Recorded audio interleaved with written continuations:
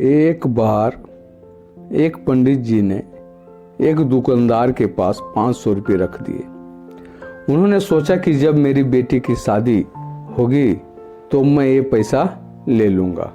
कुछ सालों के बाद जब बेटी सयानी हो गई तो पंडित जी उस दुकानदार के पास गए, लेकिन दुकानदार ने पैसा लेने और देने से इनकार कर दिया और बोला, आपने कब मुझे पैसा दिया था? बताइए, क्या मैंने कुछ लिख कर दिया है? पंडित जी उस दुकानदार की इस हरकत से बहुत ही परेशान हो गए और बड़ी चिंता में डूब गए। फिर कुछ दिनों के बाद पंडित जी को याद आया कि क्यों ना राजा से इस बारे में शिकायत कर दूं, ताकि वे मुझे फैसला कर देंगे और मेरा पैसा मेरी बेटी के विवाह के लिए मिल जाएगा। फिर पंडित जी ने राजा के पास पहुंचे और अपनी फरियाद सुनाई।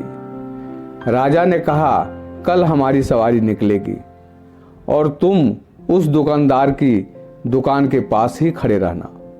दूसरे दिन राजा की सवारी निकली।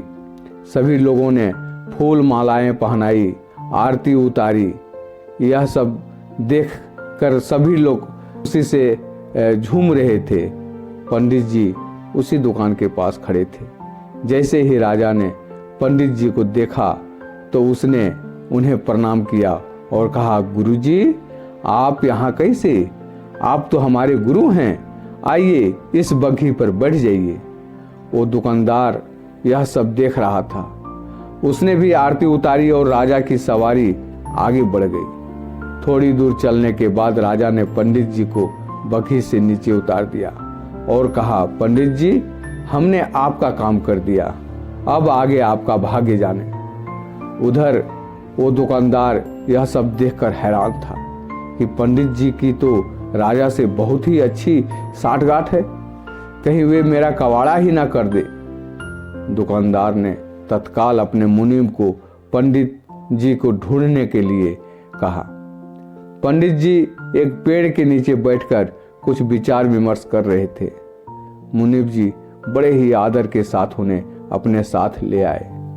दुकानदार ने आते ही पंडित जी को प्रणाम किया और बोला, पंडित जी, मैंने काफी मेहनत की और पुराने खातों को देखा तो पाया कि खाते में आपका 500 रुपया जमा है और पिछले 10 सालों में ब्याज के 12,000 रुपये भी हो गए हैं।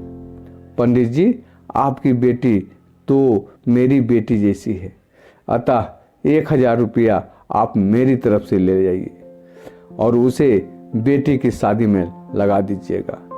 इस प्रकार उस दुकानदार ने पंडित जी को 13,500 रुपये देकर बड़े ही प्रेम के साथ विदा किया। साथियों, जब मात्र एक राजा के साथ संबंध होने पर हमारी विपदा दूर हो जाती है, तो हम अगर इस दुनिया के राजा आने की परमात्मा से अपना संबंध जोड़ लें तो हमें कोई भी समस्या, कठिनाई या फिर हमारे साथ किसी भी तरह के अन्याय का तो कोई प्रश्न ही नहीं उत्पन्न होता है। धन्यवाद साथी। कहानी अच्छी लगे तो हमारे चैनल को सब्सक्राइब करें, लाइक करें, शेयर करें। अच्छी अच्छी कहानी हम पुनः आपके बीच प्रस्तुत करते रहेंगे। धन्यवाद।